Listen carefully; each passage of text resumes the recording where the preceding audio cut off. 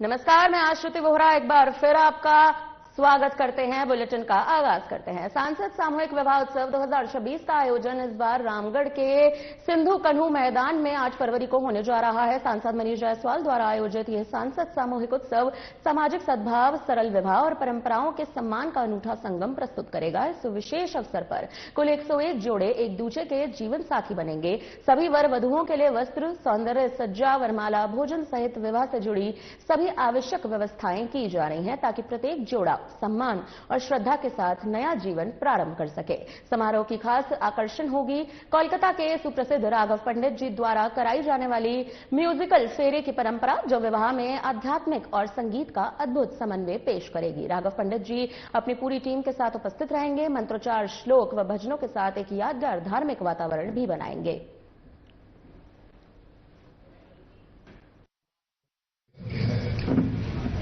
आपकी जानकारी में होगा कि 2 साल एक बार में लोगों ने 25 जोड़ों का शादी करवाया। 2 साल पहले उन जोड़ों को हम लोगों ने गृहस्थी की जितनी चीजें हैं उसके अलावा रोजगार के लिए जो टोटो होता है वो भी हम लोगों ने उपलब्ध कराने का काम किया है। ये थोड़ा देखें कि क्या अनुभव रहता है, लेकिन उसका बड़ा सकारात्मक अनुभव हम लोगों को मिला और उसी को लेकर के पिछले साल 101 जोड़ों का विवाह जो है हम लोगों ने करवाया था, जिसके साक्षी आप तमाम लोग बने थे। पूरे लोकसभा क्षेत्र से हमको लगता है कि 40 से 50 हजार लोग जो है अपना आशीर्वाद देने के लिए वधु को स्टेडियम में पहुंचे थे और लाखों लोगों ने इस शहर में जो है उनके बारात में और उनके फंक्शन में जो है हिस्सा लिया था। राज्य में रक्षा राज्य मंत्री और सांसद संजय सेठ ने झारखंड के स्वास्थ्य मंत्री इरफान अंसारी के विवादित बयान पर जोरदार हमला बोल दिया है। हाल ही में इरफान अंसारी ने कथित तौर पर कहा था कि यदि कोई सरकारी अधिकारी एसआईआर के संबंध में जांच या कार्रवाई करने आए तो उन्हें बंधक बना लिया जाएगा। इस बयान के बाद राजनीतिक माहौल गर्मा गया है। संजय सेठ का कहना है कि इरफान अंसारी का बयान पूरी तरह से असंवैधानिक है और ये सरकारी व्यवस्था को कमजोर करने वाला बयान है। उन्होंने आरोप लगाया है कि मंत्री ऐसे बयान देकर झारखंड को हिंसा की ओर धकेलने की कोशिश कर रहे हैं। संजय सेठ का कहना है कि यह रवैया राज्य हित में बिल्कुल भी नहीं आता है। उन्होंने मुख्यमंत्री हेमंत सोरेन से इस बात की मांग की है कि वे इरफान अंसारी को तुरंत मंत्रिमंडल से बर्खास्त करें ताकि कानून व्यवस्था पर लोगों का भरोसा बना रहे। इस पूरे मामले ने राज्य की राजनीति में हलचल पैदा कर दी है और सभी की नजर अब मुख्यमंत्री की प्रतिक्रिया पर बनी हुई है। फिलहाल देखा जाए तो रक्षा राज्य मंत्री ने स्वास्थ्य मंत्री पर यहां पर बड़ा हमला बोला है। संजय सेठ ने बर्खास्तगी की मांग उठा दी है। उन्होंने कहा है कि इरफान अंसारी का जो बयान है वो पूरी तरह से असंवैधानिक है। यानी कि आपको बता दें, हाल ही में उन्होंने इस बात का आरोप लगाया था कि ऐसे बयान देकर झारखंड को हिंसा की ओर धकेलने की कोशिश की जा रही है। संजय सेठ का यहां कहना है कि यह रवैया राज्य हित में बिल्कुल भी नहीं आता। उन्होंने मुख्यमंत्री हेमंत सोरेन से भी मांग की है कि वे इरफान अंसारी को तुरंत मंत्रिमंडल से बर्खास्त कर दें ताकि कानून व्यवस्था पर लगाम लगाई जा सके, कानून व्यवस्था पर लोग भरोसा रख सकें। और अब इस पूरे मामले पर कहीं ना कहीं हेमंत सोरेन की प्रतिक्रिया का इंतजार किया जा रहा है। झारखंड के स्वास्थ्य मंत्री इरफान अंसारी, जिन्होंने संविधान की शपथ ली और मंत्री बने, विधायक बने संविधान की शपथ लेकर, अब संविधान को ही ये धक्का बता रहे हैं। अब एसआईआर लागू हो रहा है, अब उसमें ये जनता को भड़का रहे हैं। इनका बयान संवैधानिक ढांचा को पूरी तरह चोट पहुंचाना कि बीएलओ आए, कोई एसआईआर लागू करने को अधिकारी आए, घर में बांध लो, ये हिंसा की आग में झोंकना चाहते हो झारखंड को। और आपका बड़बोलापन, हम कह सकते हैं कि लगातार आप जनता को भड़काते हैं। माननीय हेमंत सोरेन जी, इनको अविलंब बर्खास्त करना चाहिए। पूरे झारखंड को आग में डालने का काम, संवैधानिक संस्थाओं के खिलाफ भड़काने का काम। अब आप पूछो, कांग्रेस पार्टी जब जनता का दिल नहीं जीत पाई, देश के खिलाफ बोलना, देश के संवैधानिक संस्थाओं के खिलाफ बोलना, जनता का दिल नहीं जीत पाकर अब क्या घुसपैठियों के सहारे अब आप चुनाव जीतना चाहते हो, इसीलिए एसआईआर लागू होने का विरोध कर रहे हो। जनता जान चुकी है। Damodar valley corporation DVC Bokaro thermal power plant से विद्युत उत्पादन 12 दिनों से बंद है। उत्पादन बंद होने से डीवीसी को प्रतिदिन 5.71 करोड़ रुपए विद्युत उत्पादन का नुकसान हो रहा है। बताया जाता है कि अब तक 70 करोड़ का नुकसान हो चुका है। इस बारे में जानकारी देते हुए वरीय महाप्रबंधक सुशील कुमार अर्जरिया ने भी साफ तौर पर बताया कि डीवीसी की एस पॉन्ड में छाई पूरी तरह से भर चुकी है।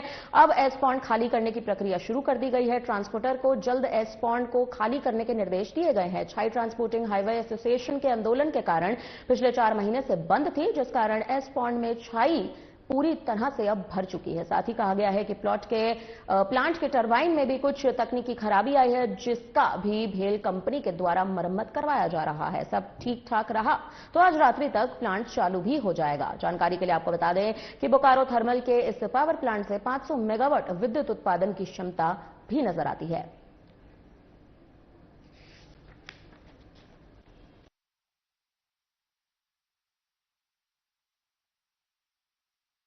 तो थर्मल पावर प्लांट से विद्युत उत्पादन 12 दिनों से बंद है। उत्पादन बंद होने की वजह से डीवीसी को 70 करोड़ का यहां पर नुकसान जो है वो झेलना पड़ रहा है। और वहीं वरीय महाप्रबंधक सुशील कुमार अर्जरिया का भी इस पर बड़ा बयान है। उन्होंने इस मुद्दे की खुद जानकारी दी है। थर्मल पावर प्लांट से विद्युत उत्पादन 12 दिनों से बंद है।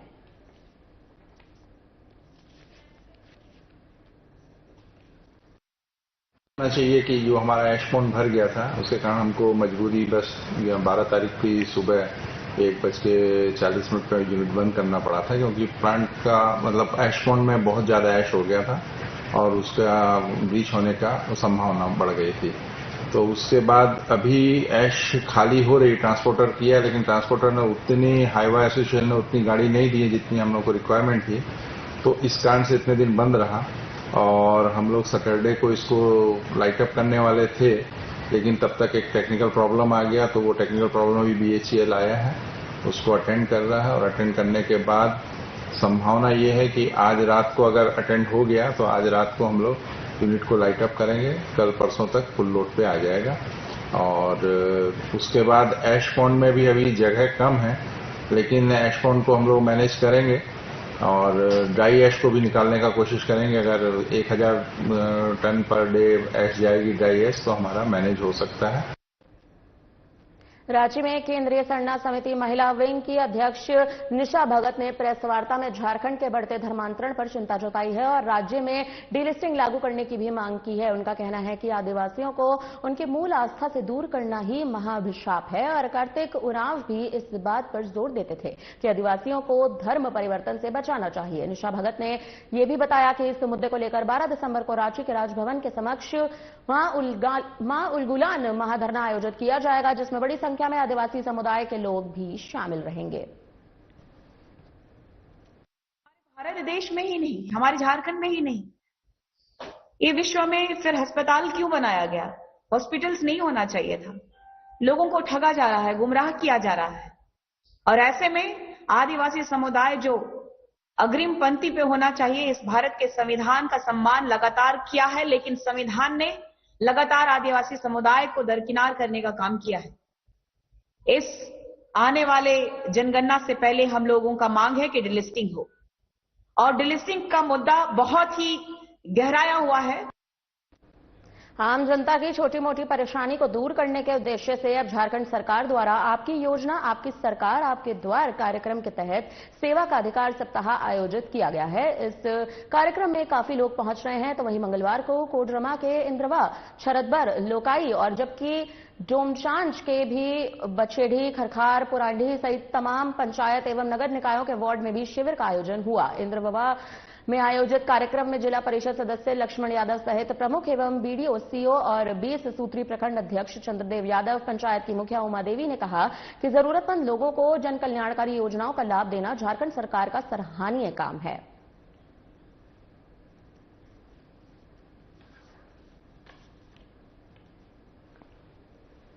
फिलहाल अब यहां पर देखा जाए तो सेवा का अधिकार सप्ताह के तहत यह कार्यक्रम आयोजित हुआ है। सरकारी योजनाओं से जोड़े गए तमाम अगर आप देखें तो जो योग्य हैं वो लाभुक यहां पर दिख रहे हैं। जिला परिषद सदस्य लक्ष्मण यादव भी यहां पर मौजूद रहे हैं। छोटी मोटी परेशानी दूर करने के उद्देश्य से झारखंड सरकार द्वारा आपकी योजना आपकी सरकार के कार्यक्रम के तहत सेवा का अधिकार सप्ताह आयोजित किया गया है।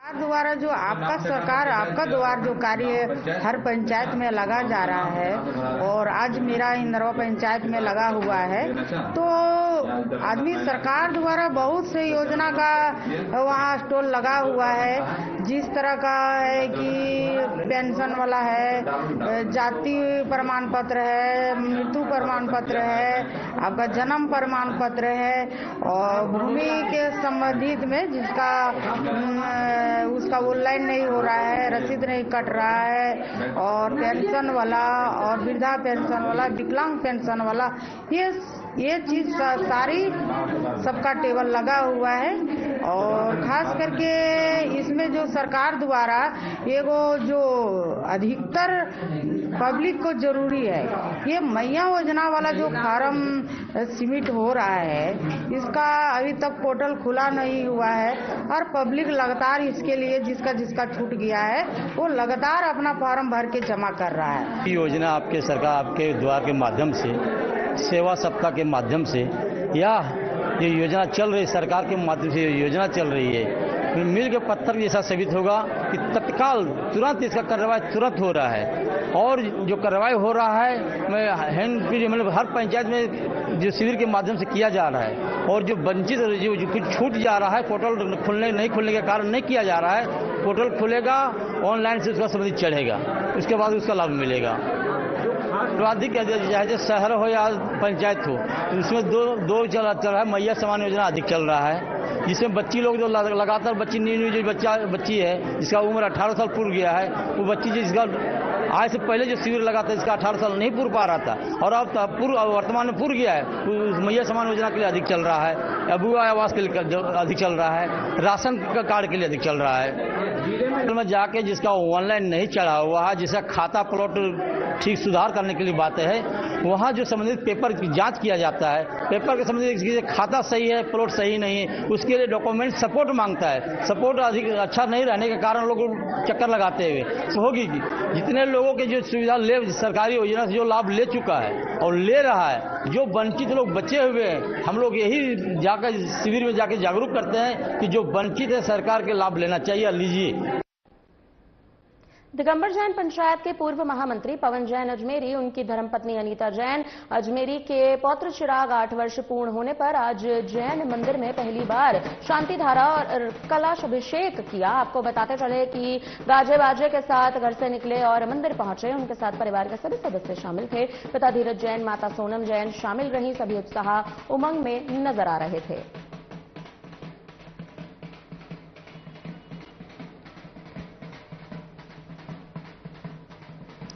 पवन जैन के पुत्र के 8 वर्ष यहां पर पूर्ण हो चुके हैं। आपको बता दें जैन मंदिर में शांति धारा और कलश अभिषेक किया गया। परिवार के सभी सदस्य यहां पर शामिल रहे थे। पूर्व महामंत्री पवन जैन अजमेरी, उनकी धर्मपत्नी अनीता जैन अजमेरी के पौत्र चिराग 8 वर्ष पूर्ण होने पर आज जैन मंदिर में पहली बार शांति धारा और कलश अभिषेक करते नजर आए हैं।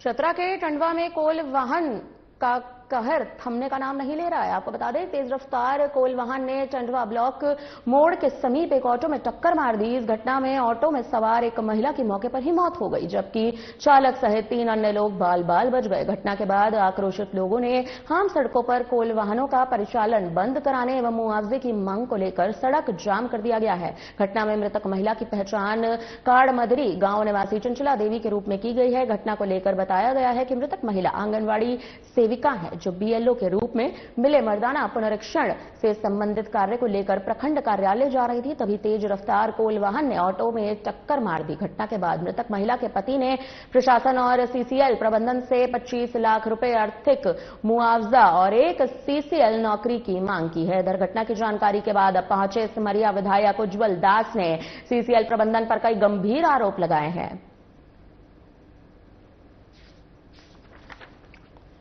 फिलहाल अब तेज रफ्तार कोल वाहन ने ऑटो में जो टक्कर मारी है, इस हादसे में एक महिला की मौके पर मौत हो चुकी है। आपको बता दें, आक्रोशित लोगों में विरोध साफ तौर पर नजर आ रहा है, जिसके चलते यहां पर सड़क जाम भी कर दी गई है।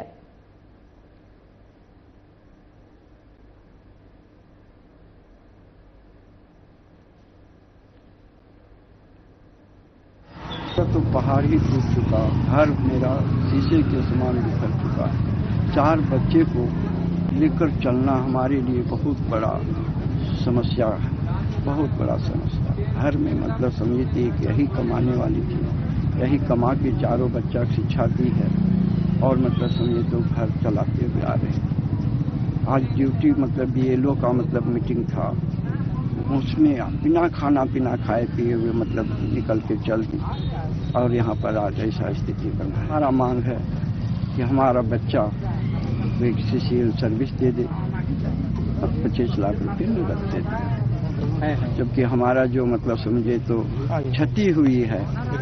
इतनी घटनाएं बढ़ गई है कि हम लोग सभी इससे बहुत व्यथित हैं और इस जाम स्थल से ही हम लोग निश्चित रूप से यह मांग करते हैं कि आने वाले समय में इस दुर्घटना पर निश्चित रूप से अंकुश लगे।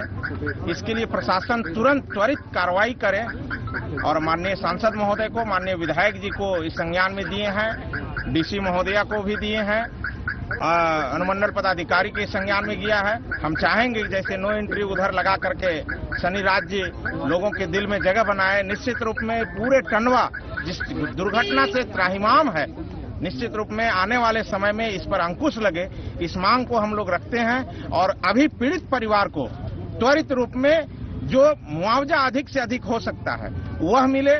मैं उसकी संवेदना में यह कहने के लिए सरकार के लिए भी कहना चाहता हूं कि आज वह महिला चंचला देवी ऑन ड्यूटी उनका जो है सो मृत्यु हो गया। दिन पहले ही घटना घटी धनगढ़ में और अब यहाँ पे घटना घटी है और बहुत ही दुखी हूँ इस मर्माहत हुई इस घटना से। और सही मांग है, लोगों का भी कहना है कि बार बार यहाँ पे दुर्घटनाएं हो रही हैं और उसके लिए कोई सड़क नीति नहीं है यहाँ पे। दूसरी चीज मुआवजे की कोई नीति नहीं और मैं समझता हूँ कि मुआवजा क्यों, दुर्घटनाएं ही क्यों होती है।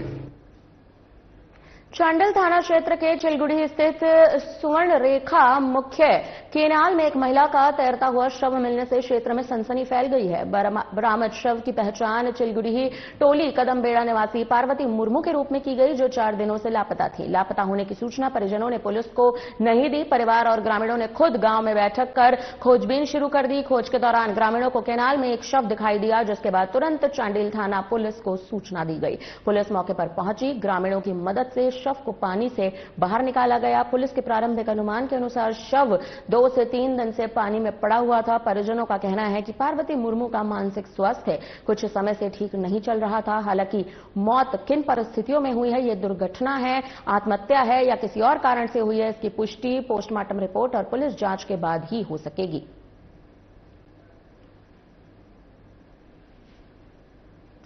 महिला का तैरता शव मिलने से हड़कंप मच गया है। ग्रामीणों की मदद से उस शव को निकाला जरूर गया है, लेकिन कहीं ना कहीं गलती यहां पर ग्रामीणों की भी है कि आखिर पुलिस को अंत में सूचना क्यों दी गई है। पुलिस ने पोस्टमार्टम के लिए शव को आखिरकार भेज दिया है।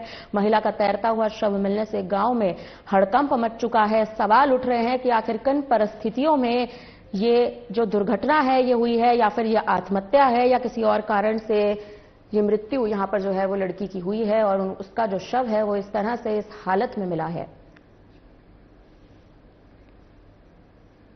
ये था हमारे पीसी है, ये चिलगुड़ी का था, उसको शादी दिया गया था मंगल में। तो अभी वो हमारा पिसा भी और मैंने क्या बोले पीसी भी यही चिलगुड़ी में रहता है। उसका गार्जियन अभी यही मैंने क्या नाम है श्रीचरण हंसदा है और 3 रोज पहले ये गुम गया, 5 रोज और इनका संतुलन माइंड थोड़ा ठीक नहीं था, लेकिन 4 दिन ये खोज रहा था।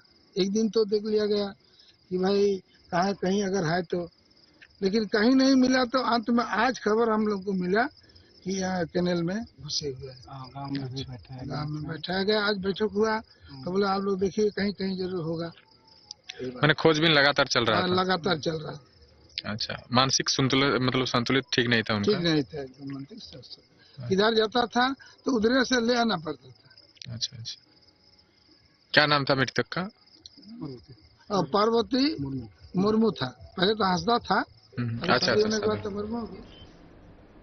देवघर के जसडीही क्षेत्र स्थित पगला बाबा के निकट आज स्टेट बैंक ऑफ इंडिया के नए एटीएम का शुभारंभ महाप्रबंधक विवेक चंद्र जायसवाल द्वारा किया गया। इस एटीएम की शुरुआत से स्थानीय नागरिकों और यात्रियों को बैंकिंग सुविधाओं का लाभ अब और भी सुलभ रूप से मिल सकेगा। जसडीही के पगला बाबा मंदिर परिसर के निकट लगाए गए इस नए एसबीआई एटीएम का उद्घाटन आज महाप्रबंधक विवेक चंद्र जायसवाल ने फीता काटकर किया। उद्घाटन समारोह के दौरान एसबीआई के स्थानीय अधिकारी, बैंक स्टाफ, क्षेत्रीय प्रबंधक एवं कई सम्मानित स्थानीय नागरिक भी मौजूद थे।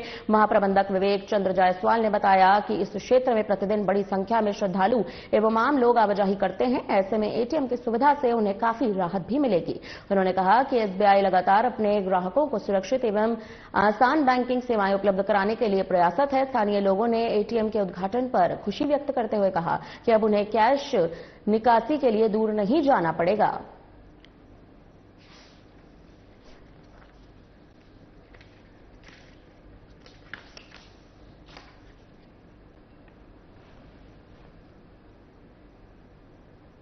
श्री गुरु तेग बहादुर जी की शहादत दिवस के पावन अवसर पर स्थानीय गुरुद्वारा परिसर में विशेष दीवान का भव्य आयोजन किया गया। इस अवसर पर सुबह से ही श्रद्धालुओं का तांता लगा रहा, जहां बड़ी संख्या में पुरुष, महिलाएं और बच्चों ने पहुंचकर माथा टेका। कार्यक्रम की शुरुआत कीर्तन दरबार से हुई, जिसमें जमशेदपुर से पधारे भाई गुरदीप सिंह ने अपनी कीर्तन सेवा से संगत को निहाल कर दिया। भावपूर्ण श्रवण के दौरान पूरा गुरुद्वारा परिसर भक्ति रस में डूबा रहा। इस धार्मिक आयोजन में जनप्रतिनिधियों की भी उपस्थिति रही, विशेष रूप से नजर आए। आपको बता दें, हजारीबाग के सांसद मनीष जायसवाल ने गुरुद्वारा पहुंचकर माथा टेका, गुरु साहिब के चरणों में अपनी श्रद्धा अर्पित की। इसी क्रम में कांग्रेस नेता मुन्ना सिंह भी कार्यक्रम में पहुंचे, अपनी उपस्थिति दर्ज कराई। गुरुद्वारा प्रबंधन के अनुसार देर रात 10 बजे तक कीर्तन का सिलसिला चलता रहा। कीर्तन उपरांत सभी श्रद्धालुओं के लिए अटूट लंगर का भी आयोजन किया गया, जिसमें सैकड़ों लोगों ने प्रेम और भाईचारे के साथ प्रसाद ग्रहण किया। गुरु तेज बहादुर की शहादत दिवस है आज, और आपको बता दें इसमें विशेष दीवान का भी आयोजन किया गया था। गुरुद्वारे में श्रद्धालुओं का तांता लगता नजर आया है। शहादत दिवस के पावन अवसर पर स्थानीय गुरुद्वारा परिसर में विशेष दीवान का आयोजन किया गया है। इस अवसर पर आज सुबह से ही हर जगह श्रद्धालुओं का तांता लगता नजर आ रहा है। बड़ी संख्या में पुरुष, महिलाएं, बच्चों ने पहुंचकर यहां पर माथा टेका है। कार्यक्रम की शुरुआत कीर्तन दरबार से हुई है। आपको जानकारी दे रहे कि विशेष दीवान का भी यहां पर आयोजन हुआ। गुरुद्वारे में श्रद्धालुओं का तांता लगता नजर आया है। क्या कुछ कार्यक्रम का आयोजन किया गया? वाहेगुरु जी का खालसा, वाहेगुरु जी की फतेह। श्री श्री गुरु तेग बहादुर जी के 350 साल शहीदी के उपलक्ष्य में हजारीबाग में विशेष दीवान का आयोजन किया गया। सुबह में अखंड पाठ की समाप्ति हुई और रात में विशेष दीवान का आयोजन किया गया, जिसमें जमशेदपुर से भाई गुरदीप सिंह की जत्था लेकर हाजिर हुए। उन्होंने बहुत अच्छा कीर्तन करके सारी संगत को निहाल किया। हजारीबाग में इस कार्यक्रम में हजारीबाग के गणमान्य लोग भी उपस्थित हुए, जिसमें हमारे माननीय सांसद श्री मनीष जायसवाल जी, मुन्ना सिंह जी और भी लोग बहुत से उपस्थित हुए। दीवान के पश्चात गुरु के लंगर का आयोजन किया गया। विभिन्न लोगों ने साथ में बैठकर लंगर किया और गुरु जी की शहीदी को नमन किया। और एक बात मैं और बताना चाहता हूं इस कड़ी में कि ये जो 350 साल हुए हैं, इसका आयोजन पूरे विश्व भर में किया जा रहा है। आपको जानकर हैरानी होगी और बहुत खुशी होगी कि अमेरिका में एक रोड का नाम न्यूयॉर्क में श्री गुरु तेग बहादुर जी के नाम से इस उपलक्ष्य में उसको नाम रखा गया है।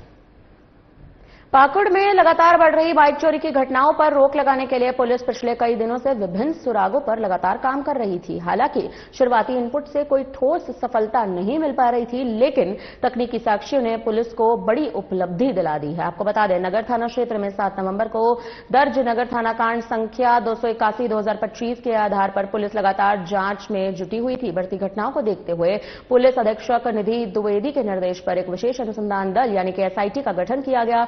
एसआईटी ने तकनीकी इनपुट और गुप्त सूचना के आधार पर छापेमारी करते हुए कांड में शामिल 3 आरोपियों को गिरफ्तार कर लिया है। उनकी निशानदेही पर चोरी हुई बाइक के साथ साथ अन्य 11 मोटरसाइकिल भी बरामद की गई हैं। कुल 12 बाइक की बरामदगी पुलिस के लिए बड़ी सफलता मानी जा रही है। बरामद मोटरसाइकिलों का इस वक्त सत्यापन जारी है ताकि प्रत्येक वाहन के वास्तविक मालिक की पहचान की जा सके। तो वहीं गिरफ्तार तीनों आरोपियों को न्यायिक अभिरक्षा में भी भेज दिया गया है। 7 नवंबर 2025 को अन्नपूर्णा कॉलोनी पाकुड़ से एक हीरो होंडा शाइन की चोरी की घटना रिपोर्ट हुई थी और सब्सिक्वेंटली हम लोग ने एफआईआर दर्ज किया था। और विगत कुछ माह में मोटरसाइकिल चोरी के कई दृष्टांत सामने आए थे पाकुड़ जिले से। तो जैसा कि मैंने पिछली बार भी बोला था, फॉरवर्ड बैकवर्ड लिंकेजेस पता करने तक, तह तक जाने तक हम लोग ने एक एसआईटी का गठन किया और उससे हम लोग को काफी चीजें पता चली। रमजान अंसारी नाम के एक अपराधी, जिसका पूर्व का आपराधिक इतिहास भी है, ह्यूमन इंटोटेकेंट के बल पे हमने पकड़ा और उसकी निशानदेही पर 11 और मोटरसाइकिल्स हमने बरामद की हैं। फिलहाल हमारी तरफ से आपके लिए इस बुलेटिन में इतना ही। बने रहिए हमारे साथ, देखते रहिए हमारा खास चैनल। दीजिए मुझे इजाजत। नमस्कार।